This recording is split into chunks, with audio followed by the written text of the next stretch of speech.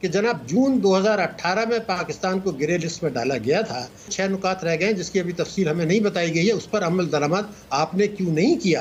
हुकूमत को ये बात पता थी कि ये हम ग्रे लिस्ट में रहेंगे। कि एक और तलवार हमारे ऊपर लटकी हुई है जो वो अभी खामोश है, वो है Asia Pacific group of the FATF। उन्होंने चार्जशीट इशू कर दी है, हुकूमत खामोश है, पब्लिकली कौम को नहीं बता रहे कि ये फरवरी 2021 में FATF तो मान जाए शायद अगर हमने कर लिया जी।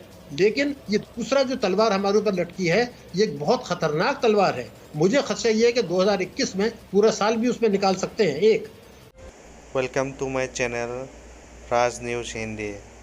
लेटेस्ट अपडेट के लिए लाइक और सब्सक्राइब दोनों कर दीजिए। Thank you guys. अच्छी सूरत हाल है उस पर भी बात करते हैं, लेकिन ये FATF में आज जो कुछ हुआ, पाकिस्तान एक बार फिर ग्रे लिस्ट में ही रह गया। हुकूमत तो इस बार बहुत कॉन्फिडेंट थी, तमाम बिल्स तमाम कवानीन भी FATF की जानिब से जो रिकमेंडेड थे वो भी पास कराए गए थे, फिर क्यों नहीं निकल सका पाकिस्तान ग्रे लिस्ट से? देखिए उसके दो पहलू हैं। पहली बात ये थी कि अब से कई हफ्ते पहले एक से ज़्यादा मरतबा मैंने वॉइस ऑफ अमेरिका पर ये कहा था कि पाकिस्तान ग्रे लिस्ट में रहेगा, और पाकिस्तान में भी मुताबिक मरतबा कहा था। अभी हुकूमत जो सियासी बयानात देती है उसकी कोई अहमियत नहीं होती। जब आप मुकम्मल तौर पर उस पर अमल दरामद नहीं कर रहे तो एक जवाब तो बनता है, नंबर एक। मगर इसमें सियासत बहुत ज़्यादा हुई है और हम उसमें नाकाम रहे। भारत जो है वो एक पावरफुल कंट्री है, बड़ा कंट्री है, उसका बड़ा इन्फ्लुएंस है। उन्होंने एशिया पैसिफिक ग्रुप जो इनका है उसकी तरफ से पाकिस्तान के ख़िलाफ़ एक सख्त तरीन रिपोर्ट निकाली जिसमें इंतहाई गंदे अल्फाज इस्तेमाल किए पाकिस्तान के लिए, और उनकी कोशिश ये थी कि खुदा न खास्ता पाकिस्तान को ब्लैक लिस्ट में डाला जाए, जिसका इम्कान मैंने कहा था कि 0% है। दुनिया की कोई ताकत पाकिस्तान को ब्लैक लिस्ट में नहीं डाल सकती। मगर हमने उनको एक तो जवाब दिया कि 6 पॉइंट्स पर हमने अमल दरामद नहीं किया। अब ये परेशानी हमें शिकायत तो अपनी हुकूमत से है कि जनाब जून 2018 में पाकिस्तान को ग्रे लिस्ट में डाला गया था, क्या 28 महीने काफ़ी नहीं थे कि आप बकिया जो 6 नुकात रह गए जिसकी अभी तफसील हमें नहीं बताई गई है, उस पर अमल दरामद आपने क्यों नहीं किया? हुकूमत को ये बात पता थी कि ये हम ग्रे लिस्ट में रहेंगे। अब वो सियासी बयानात देते रहे, जैसे मैंने कहा कि मैंने तो मुतादिद मरतबा लिखा भी है, अखबारात में भी आया, चैनल्स पर भी आया, इंटरनेशनल मीडिया में भी कहा कि हम एक्सटेंड हो जाएंगे, लेकिन भारत नाकाम होगा कि वो हमें ब्लैक लिस्ट पर डाल दे। एक तो ये चीज़ है। दूसरे कि इसमें हम कितनी परेशानी की कोई बात नहीं है। अगर उन्होंने एक्सटेंड कर दिया है तो कोई पाकिस्तान कोई छोटा मुल्क नहीं है, ना ऐसा कोई कमज़ोर मुल्क नहीं है, कोई बड़ा फ़र्क नहीं पड़ने वाला। IMF भी हमें कर्जे दे रहा है, वर्ल्ड बैंक भी दे रहा है, सरमायाकारी भी जो थोड़ी बहुत है वो आ रही है, कोई बड़ा फ़र्क नहीं पड़ रहा है। हम उस झटके को संभालने की पूरी सलाहियत रखते हैं। हाँ, ये एक सवाल पैदा हो रहा है कि मैं अपनी हुकूमत से कहता हूँ कि भाई आप सियासी झगड़ों में पड़ गए, अपोजिशन भी सियासी झगड़ों में पड़ गई। खुदा के लिए ये एक चीज़ है, इसमें एक साहब को आप अलग जिम्मेदारी डाल दें, वो एक पॉइंट्स पर रिपोर्ट पेश करें, प्राइम मिनिस्टर को रिपोर्ट पेश करें, वो मुकम्मल अमल दरामद करें। टेरर फाइनेंसिंग वाले बिल भी पास करा लिए गए, जो मनी लॉन्ड्रिंग वाले बिल थे उनको भी पास करवा लिया गया। फिर ये वजह क्या बनी? क्या इस वक्त जो मुल्क की अंदरूनी दाखिली सूरत हाल है, ये तहरीक चल रही है हुकूमत के खिलाफ, क्या इसको भी देखा गया होगा? क्या इस पर भी नज़र रखी गई होगी कि किस तरह के बयानात इस वक्त मियाँ साहब की तरफ से, अपोजिशन जमातों की तरफ से आ रहे हैं? क्या ये फैक्टर्स भी इसमें काबिल गौर होते हैं? नहीं, ये उनका जुरिस्डिक्शन नहीं है, वो नहीं कर सकते इसके अंदर। देखिए इसमें मैंने जैसे आपसे कहा ना कि हमारी भी अपने लॉबिंग हम करते नहीं हैं। अभी आपने 4-5 दिन पहले खबर पढ़ी होगी, हुकूमत पाकिस्तान ने एक फर्म हायर किया अमेरिका में लॉबिंग करने के लिए ट्रंप एडमिनिस्ट्रेशन को कि पाकिस्तान को ग्रे लिस्ट से निकाला जाए। अब यह काम तो बहुत पहले करने का था ना। हमें अपने दोस्त ममालिक के साथ बहुत पहले बात करनी चाहिए थी कि वो पाकिस्तान की मदद करें इसमें। और लेकिन 6 पॉइंट्स हमारे रहते हैं, अभी उसकी इस डिटेल्स ये देंगे। ऐसा नहीं है कि हमने फुल्ली कंप्लाइंट नहीं है, हमें भी पता था कि फुल्ली कंप्लाइंट नहीं है, जिसके बेसिस पे मैंने कहा था कि जैसे आपसे कहा ना 4-5 हफ्ते पहले मैंने कह दिया था कि हम ग्रे लिस्ट में रहेंगे। हमारी जो सबसे बड़ी खराबी है यानी सियासत के अलावा वो ये है कि भारत के मुतालिक रिपोर्ट आ गई है इंटरनेशनल जर्नलिस्ट की कि उनकी वो मनी लॉन्ड्रिंग में मुलव्विस है, उनकी बैंकें मुलव्विस हैं, मोदी हुकूमत उसकी सरपरस्ती कर रही है। तो जब भारत मेरे मुल्क पर रोज़ इल्ज़ाम लगाता है मनी लॉन्ड्रिंग का, टेरर फाइनेंसिंग का, तो हमने क्यों नहीं कहा कि जनाब भारत को भी तो ग्रे लिस्ट में डालें? एक तो ये हमारी गलती है, ये करनी चाहिए थी। जो आप बात कर रहे हैं वो इसलिए अहम है कि हमने तो इतने सख्त कवानीन बना दिए कि उसमें ह्यूमन राइट्स की वायलेशन भी हो गई। हमने हाफिज सईद को भी के असासे भी मुंजमद कर दिए, हालांकि उसने पाकिस्तान में कोई जुर्म नहीं किया था।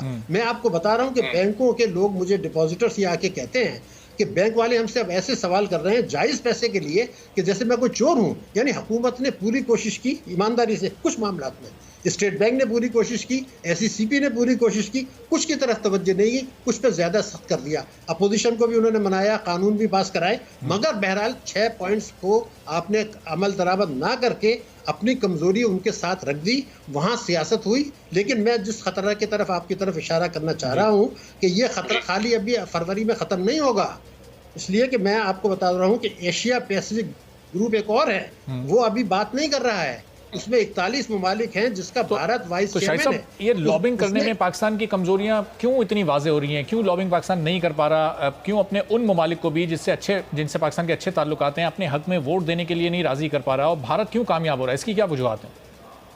देखिए, भारत का तो हमें बुरा लगे या भला लगे, एक बड़ा मुल्क है। अब भारत के जो चीन के साथ तजारती ताल्लुकात हैं, इन्वेस्टमेंट के ताल्लुकात हैं, वो पाकिस्तान की टोटल तजारत से ज़्यादा हैं। भारत को आप कुछ भी कहें, वो कितना बड़ा गुंडागर्दी कर रहे हैं, ह्यूमन राइट्स की वायलेशन कर रहे हैं, एक बड़ा मुल्क है, एक ताकतवर मुल्क है। वो भारत अमेरिका का स्ट्रेटेजिक पार्टनर है, दुनिया की सबसे बड़ी जमहूरियत है। भारत और चीन की तिजारत का हजम हमारी टोटल तिजारत जो दुनिया भर से उससे ज़्यादा है। तो जब एक बड़ा मुल्क, हमारी मईशत अगर मजबूत हो जाएगी, हमारे पास भी वसाइल हैं, हम भी सियासत से निकले तो हमारा भी असर रसूख होगा। अब बदकिस्मती से सही मानों में चाइना के अलावा हमारा कोई बड़ा सपोर्टर नहीं है, मगर चाइना भी अब अपने आप को एक रेस्पॉन्सिबल मुल्क पेश कर रहा है। ये ग्रे लिस्ट में रहने से क्या पाकिस्तान की ओवरऑल मईशत पर या पाकिस्तान की खास तौर पर एक्सपोर्ट्स पर कोई फ़र्क पड़ सकता है? क्या पाकिस्तान के ताल्लुकात कुछ ममालिक से मुतासर हो सकते हैं? ऐसी सिचुएशन पैदा हो सकती है कि पाकिस्तान की मईशत को इसका धचका लगे? देखिए, 0% इसमें मुझे कोई शुबा नहीं है, मगर इस वक्त जो मैं आपकी खिदमत में बार बार अर्ज कर रहा हूँ, हुकूमत उसका बात नहीं कर रही है। वो ये है कि एक और तलवार हमारे ऊपर लटकी हुई है, जो वो अभी खामोश हैं, वो है Asia Pacific group of the FATF। उन्होंने चार्जशीट इशू कर दी है। अब वो किसी वक्त भी वो ये चाह रहे हैं कि ये जब फरवरी आ जाएगा और ये हमने कंप्लाइंस कर लेंगे, तो उस वक्त या उसके बाद जो है वो ये मसला दोबारा उठाएंगे कि आपके ऊपर ये चार्जेस हैं। हुकूमत को उनकी तफसील पता है, हुकूमत खामोश है, पब्लिकली कौम को नहीं बता रहे कि ये फरवरी 2021 में FATF तो मान जाए शायद, अगर हमने कर लिया जी। लेकिन ये दूसरा जो तलवार हमारे ऊपर लटकी है, ये एक बहुत खतरनाक तलवार है। मुझे खदशा ये है कि 2021 में पूरा साल भी उसमें निकाल सकते हैं। एक दूसरी एक और बड़ी अहम बात मैं आपको बता रहा हूँ कि इस वक्त बहुत सारी हमारी ऐसे कवानीन हैं जो मनी लॉन्ड्रिंग के ज़िम्मन में आते हैं, लेकिन अभी दानिस्ता उसको नज़रअंदाज किया हुआ है, ताकि सब ये सारी चीज़ें हो जाएं तो फिर उसके बाद उसमें उठाया जाएगा। अब जब 131 जो हमारा 111 सबसेक्शन 4 है इनकम टैक्स ऑर्डिनेंस का, ये सारी चीज़ें उसकी जद में आती हैं। तो मेरा कहना ये था कि ये करें, अपनी मईशत को रिस्ट्रक्चर करें ताकि दुश्मन हमें कर ना सके अपनी गर्दन। 2 रोज़ पहले जो वज़ीर आज़म ने ट्वीट किया कि इस वक्त पाकिस्तान का जो इस वक्त करंट अकाउंट है वो $792 मिलियन सरप्लस हो गया है। पाकिस्तान की एक्सपोर्ट्स 29% बढ़ गई हैं। पाकिस्तान का जो रेमिटेंस है वो 9% इजाफा हुआ है।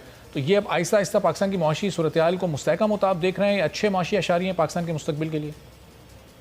देखिए, हमारा मुल्क है, आपका मुल्क है, हमसे ज़्यादा कौन चाहेगा कि हमारी मईशत तरक्की करे? मगर मैं अफसोस से ये कह रहा हूँ कि प्राइम मिनिस्टर साहब के जो मुशीर हैं, वो प्राइम मिनिस्टर साहब को जो बातें बता देते हैं वो ना स्टेट बैंक की रिपोर्ट में होती हैं, ना मिनिस्ट्री ऑफ फाइनेंस की रिपोर्ट में होती। अब वो उनसे ट्वीट करा देते हैं, जब अब वो बातें गलत होती हैं तो फिर तो नाम तो उनका ख़राब होता है। तो मेरा ख्याल ये था कि अब उनको भी चाहिए कि इसका मतलब ये जो सिचुएशन उन्होंने अपने ट्वीट में बताई ये फैक्चुअल नहीं है। नहीं, देखिए फैक्चुअल कैसे हो सकती है? आप मेरी बात सुन लेना। देखिए, करंट अकाउंट डेफिसिट की जो है सरप्लस हुआ है, मैं आपको कह रहा हूँ इस साल वो माइनस में रहेगा, नंबर 1। नंबर 2 ये कि हमारी बरामदात गिर गई हैं, हमारा फॉरेन डायरेक्ट इन्वेस्टमेंट गिर गया जो करंट अकाउंट पर इफेक्ट करता है। इसलिए मैं कह रहा हूँ कि मैं लंबी बात नहीं कर रहा 2025 की, 2021 में बदकिस्मती से हमारा करंट अकाउंट जो है वो खसारे में रहेगा, फाजिल नहीं रहेगा। हमारी बरामदात गिरी हैं। अब आप तो क्यों कह रहे हैं कि बढ़ गई हैं? इसी बात में आपको बता दूं, जो करंट अकाउंट डेफिसिट जो होता है ना, ये होता है एक्सपोर्ट बढ़े, आपकी इंपोर्ट्स कम हो, सरमायाकारी बढ़े। हो क्या रहा है ये भी मैं आपको बता दूं। पहले मैं आपसे यह कर दूं कि 2018 में जब टर्मोइल था तो $5 अरब की सरमायाकारी आई थी पाकिस्तान में। ये स्टेट बैंक की रिपोर्ट है, मेरी नहीं है। इस 2 साल में $2 अरब की आई है, यानी $1 अरब सालाना। अब इससे करंट अकाउंट है तो इफेक्ट हो रहा है। हुआ क्या है कि हमने ये किया, एक्सपोर्ट तो गिराई $2 अरब, इस 3 महीने में, और बरामदात हमने बढ़ा दी, रेमिटेंसेस बढ़ा दी $3 अरब। तो उससे करंट जो रेमिटेंसेस बढ़ी हैं उससे वो ट्रेड डेफिसिट जो है वो कन्वर्ट हो गया। तो रेमिटेंसेस असल तो वो ये कोई तरीका नहीं है। मईशत जब तरक्की करेगी, ग्रो करेगी, एक्सपोर्ट बढ़ेगी, तो करंट अकाउंट डेफिसिट होना भी कोई मुसीबत